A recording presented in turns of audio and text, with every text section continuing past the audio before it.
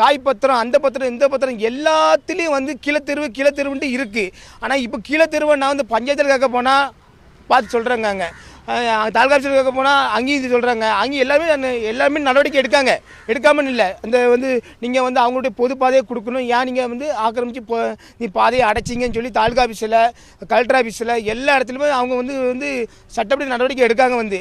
ஆனால் என் தெருவை எனக்கு ஆங்கலை எல்லாமே உள்ளே அடைச்சிக்கிட்டு வாங்கிட்டு இன்னும் நான் செவரை போடுவோன்ட்டு ஊர்லேருந்து எல்லாம் கூடிக்கிட்டு வாங்கிட்டு இது பண்ணுறாங்க. நான் இதை வந்து சட்டவிதியோ நான் ஹைகோர்ட்டில் வந்து நான் நடவடிக்கை எடுக்கன்னு சொன்னால் நீ ஹைகோர்ட்டில் எடுத்தால் உன்னை பிரச்சனை பண்ணுவேன்னு சொல்லி டெய்லி பிரச்சனை.